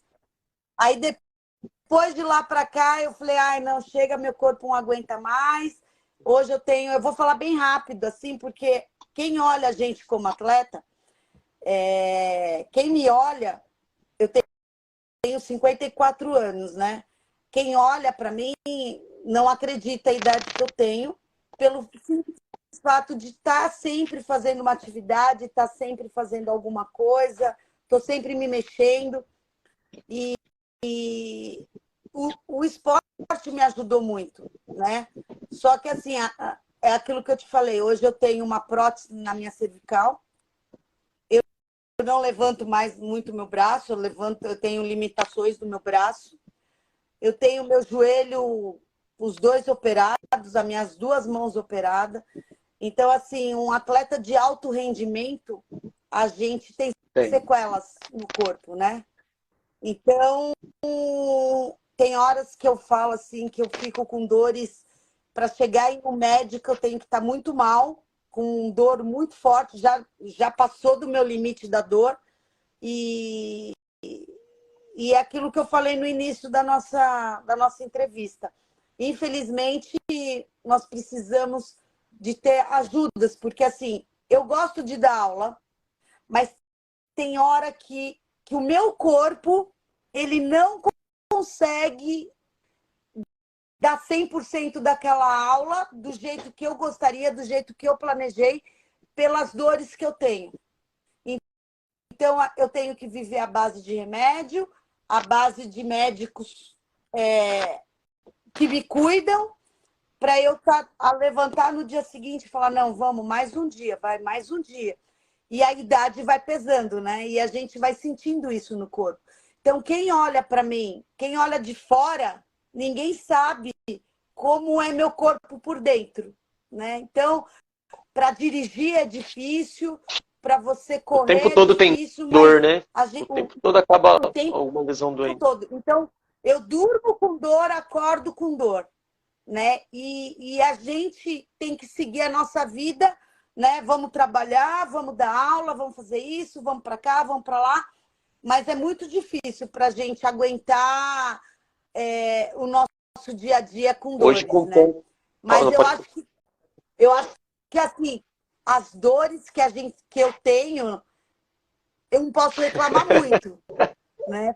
Porque os títulos que eu trouxe para o país, trouxe para as cidades que eu representei, eu acho que é muito gratificante. Mas que a gente sente dor, a gente sente dor. E na mesma proporção que se sente realizada pela trajetória, sente dor também, né? Fazendo uma analogia. É uma dor que dói. E às vezes, assim, e o nosso corpo, você é atleta, você sabe, o Fred também, você sabe, se você fica uns 2, 3 dias, uma semana sem treinar, o teu corpo pede para você fazer alguma coisa. É uma coisa, assim, absurda. Porque você fala assim, meu, eu preciso fazer, eu não estou podendo, eu estou com dor, mas vamos lá, que eu vou, porque meu corpo está pedindo. E parece que tem alguém te empurrando o tempo inteiro. Vai, levanta daí e vai. Né? Então, assim, eu sou muito grata ao esporte, à qualidade de vida, por mais que a gente tenha sofre com as dores, mas eu acho que a qualidade de vida que a gente tem é muito boa. Essa das dores aí me fez lembrar de uma situação, não me recordo o ano agora, mas foi um ano que eu tinha machucado o meu braço, acho que em treinamento lá, e aquilo foi desenvolvido. Eu nunca fui ver, na verdade, o que tinha acontecido, mas a dor só aumentava a ponto de, para dormir, eu tinha que deixar meu braço solto assim, porque eu já não aguentava mais de tanta dor. E aí eu lembro que estava próximo dos jogos regionais, tinha feito um corte de peso tão absurdo, foram quase 10 quilos ao todo, tem uma categoria muito abaixo uma categoria abaixo da minha, e o corte foi muito, já era uma categoria muito baixa na época, o corte foi muito extremo para mim, isso foi motivo da lesão inclusive. Mas aí era Dorflex todo dia em treino, todos os dias.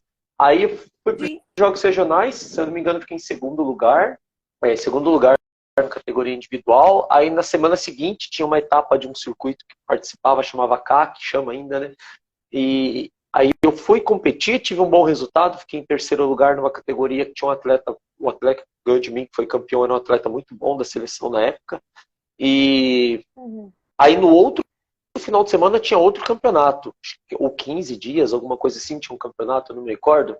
E eu falei, poxa, eu tô numa fase boa, até veio uma medalhinha aqui, uma outra ali, vou parar por causa dessa dor?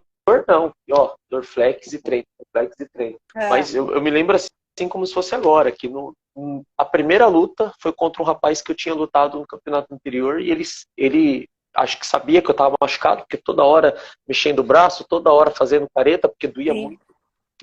Foi, sei lá, 30 segundos de luta, 1 minuto de luta. O primeiro golpe que ele me acertou, ele acertou em cima de onde estava machucado, assim, que foi...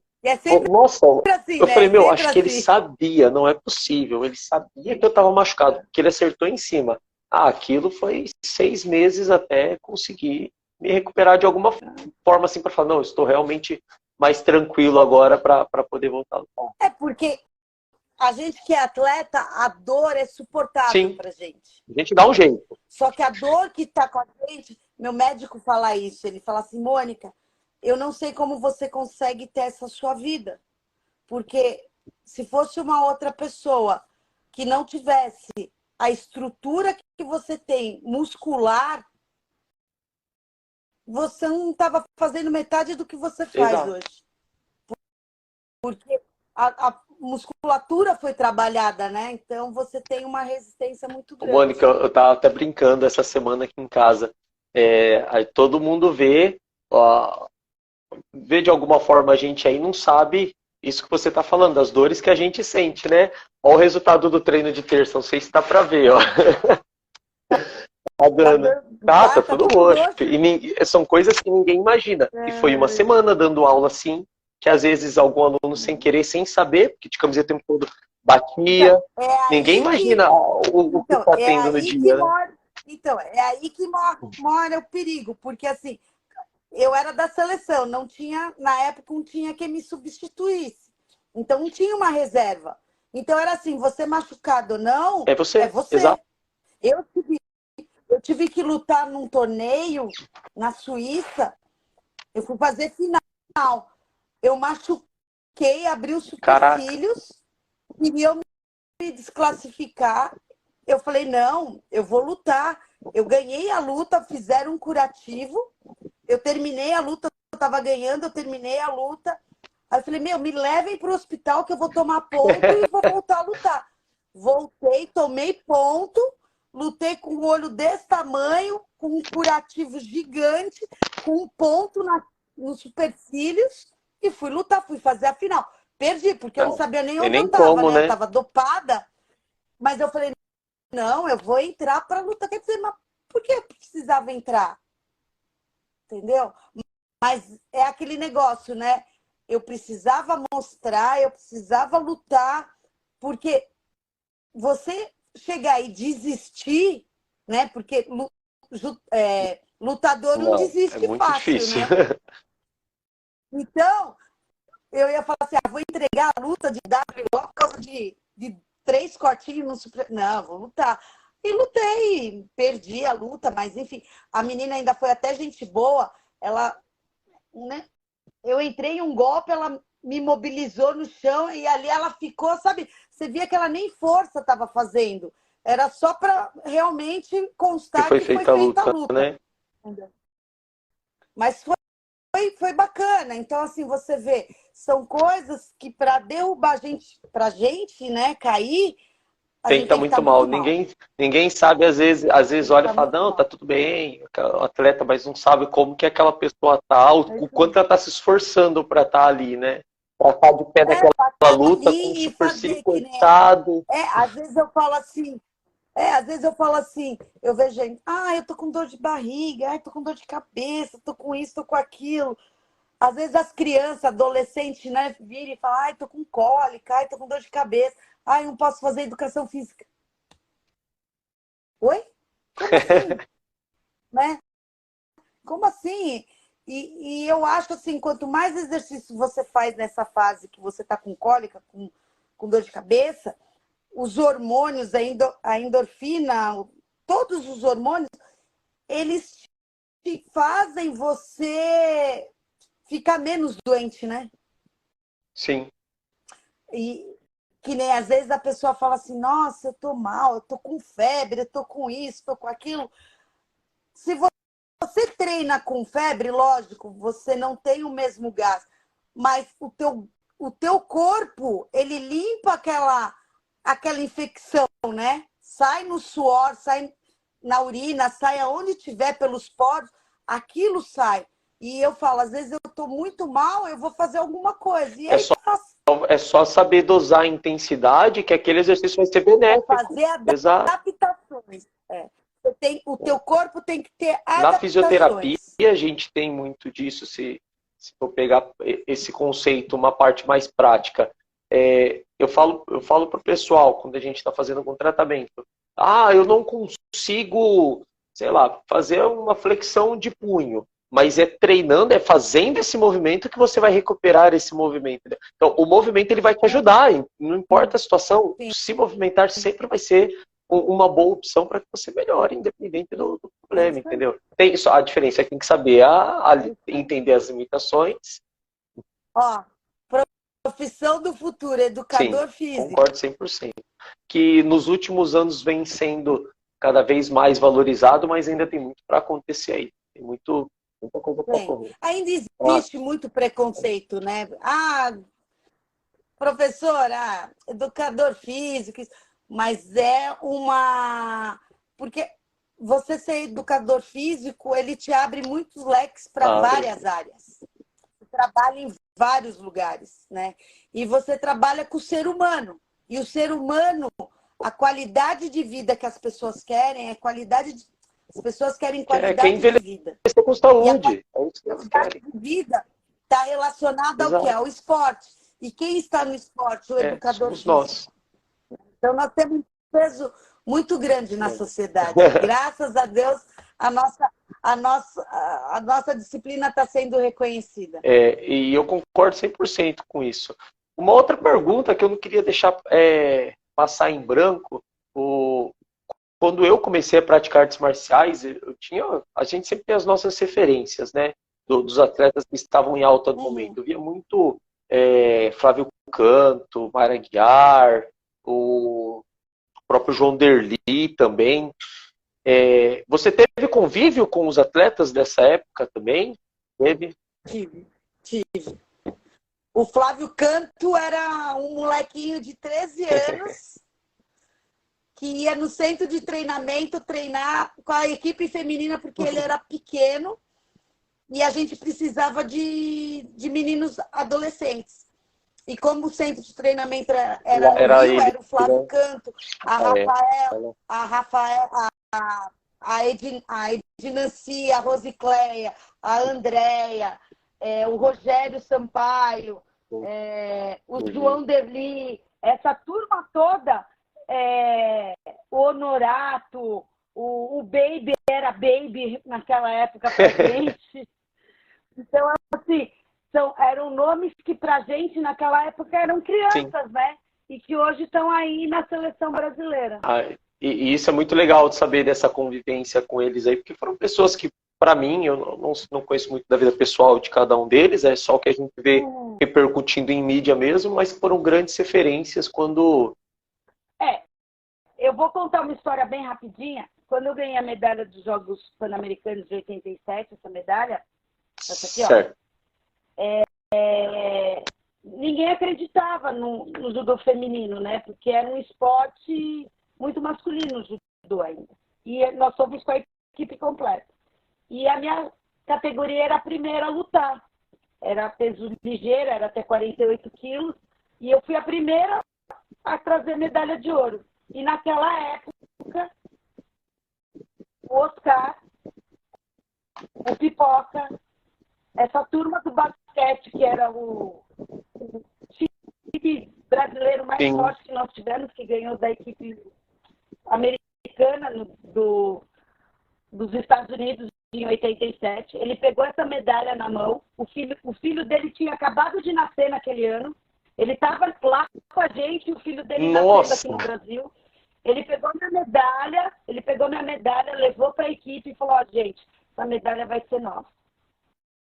Porque eu fui a primeira medalha a ganhar ouro nos Jogos Pan-Americanos de 87. Foi eu que abri o quadro de medalhas.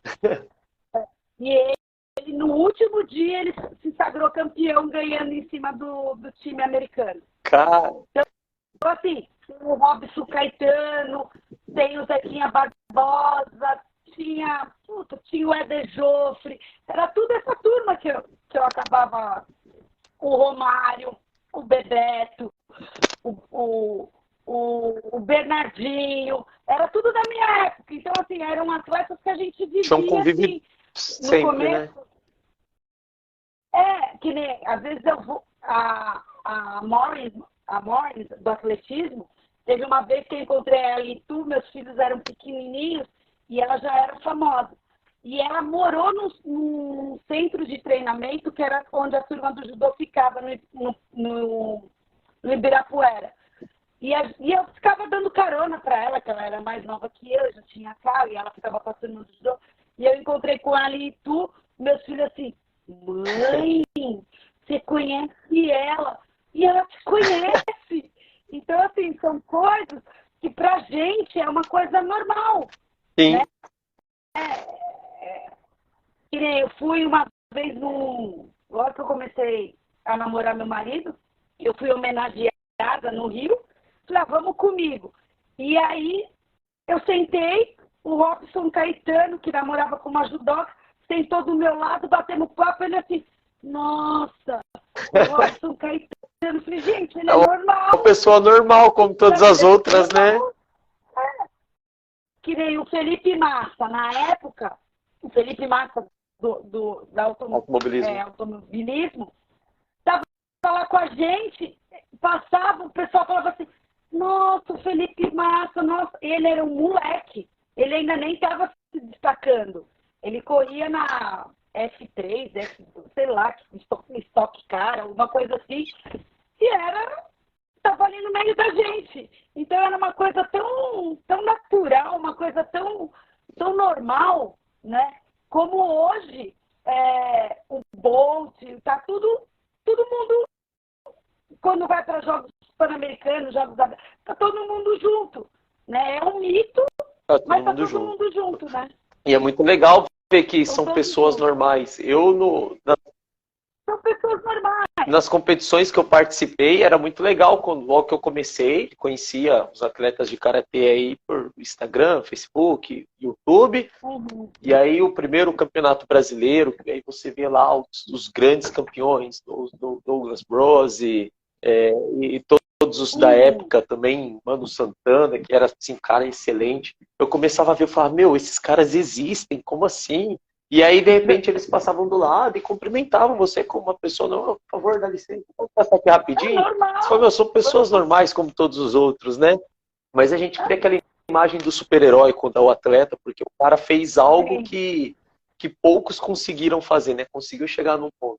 E é muito legal ver, saber as pessoas que tiveram essa convivência assim como você teve com eles, porque pra gente é algo magnífico. Mônica, assim, se a gente continuar aqui, a gente vai até meia-noite tranquilo, porque eu sei que você tem muita história. E eu prometi que não ia tomar tanto o seu tempo hoje, né? Mas eu queria já deixar o convite aqui para a gente fazer uma parte 2 dessa live. Queria muito fazer e para a gente firmar essa questão no seminário aí para o pessoal do judô aqui, sim, tenho certeza que os meninos vão gostar muito. Não, é só avisar, marcar, a gente marca com antecedência, porque a minha agenda é lotada. Por causa de horário, que às vezes eu não estou aqui, eu estou em outra cidade. Então, assim, a gente pode marcar. Eu tenho o maior prazer de estar falando sobre o judô, estar mostrando um pouco que não é impossível e que eu sou uma pessoa como qualquer uma, de pele e osso, né? Não tem nada de mais, não tem nada de menos, a única coisa que tem dedicação. É isso, ponto, tá resumido. Vamos fazer isso acontecer sim. Mônica, então, mais uma vez, obrigado aí por ter aceitado esse convite. Obrigada, eu que agradeço. Você falou muito bem o que é a essência desse projeto, que é o Papo Faixa Preta, que é unir as artes marciais, unir os professores, as pessoas, mostrar que tem espaço para todo mundo e que juntos a gente consegue ter força para alavancar a prática das artes marciais em Indaiatuba e fora de Indaiatuba também, em todos os lugares. Quanto mais gente, eu vejo dessa forma e creio que você também, quanto mais gente praticando, vai ser sempre melhor. Não importa o esporte, entendeu? Isso vale para tudo. Aí, o Alan já combinou que vai agilizar isso daí pra gente. Vamos sim, Alan. A questão de estar lá no dia presente vendo isso daí, porque tenho certeza que vai ser um evento maravilhoso. Não, vai. Mônica, sim, obrigado, então, mais uma vez aí. Eu que quero agradecer todo mundo, agradecer você, o convite que você me fez, a todos que assistiram a live, que estão assistindo aí com a gente, a academia, a prefeitura de Indaiatuba, né, que a gente é muito grata e a gente tem, assim, eu acho que das cidades que a gente tem aqui, que eu conheço aqui da região, dentro do esporte é uma cidade que está muito bem estruturada na educação, no esporte, em todas as secretarias que a gente tem. Eu acho que a gente tem um poder muito grande. E a cidade é uma cidade, assim, maravilhosa. Porque quem vem para cá, que vem me visitar, fica encantado com a cidade. Então, o que a gente tem nessa cidade, a gente tem que aproveitar o que a gente tem, né? Então, eu quero agradecer a todos. Eu estou aqui à disposição. Quem quiser me chamar no particular, pode me chamar. O meu Insta é @monijudô. Quem quiser entrar em contato comigo, Alan, Fred, Prefeitura, estou aqui à disposição de vocês. O que precisar, eu tô aqui. É só a gente agendar com antecedência, que a gente, que nem você falou comigo. Falei, Alan, eu preciso de um tempo para poder me organizar. Falei, mas Deu certo, a gente conseguiu. Só uma questão de alinhamento mesmo, não foi nada absurdo, não. Isso eu posso garantir pro pessoal. Foi questão de alinhamento e assim, foi até fácil da gente resolver. Foi mais a questão de bater a data mesmo. E deu tudo certo, graças a Deus. Era mais a data, porque como eu fico fora muito, eu chego tarde, eu precisava agendar só a data e horário para eu poder, mas eu não posso assim, você pode vir essa semana? Não, eu preciso ter uns 10, 15 dias aí para poder me organizar por causa de aula, antecipar aula, repor aula, para poder estar disponível para vocês. Certo.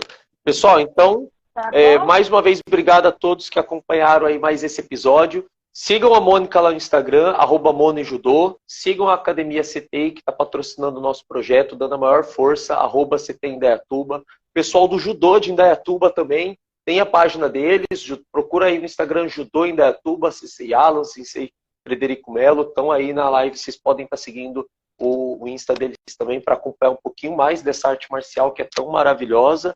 Obrigado a todos que estiveram com a gente. Já deixo o convite para o próximo episódio, então, para você. Sensei Mônica, vamos marcar sim. Na próxima temporada já vamos deixar isso daí certo. Na semana que vem, para quem está assistindo, vai ter mais um episódio já está sendo alinhado, vai ser sobre Karatê o próximo episódio, vai ser bem legal. E espero que vocês sigam também o projeto, né? @Papo Faixa Preta. As lives acontecem aqui no meu perfil, mas o projeto tem uma página independente para divulgação e lá tem espaço para todo mundo. Ele é patrocinado, mas ele tem espaço para todo mundo. Vocês podem chegar lá, podem fazer as suas considerações, a gente vai estar sempre vendo, tá bom? Gente, obrigado a todos mais uma vez. Mônica, obrigado mais uma vez. Bom final de semana para todo mundo, uma boa sexta e até o próximo episódio aqui do nosso podcast. Um abraço a todos. Obrigada.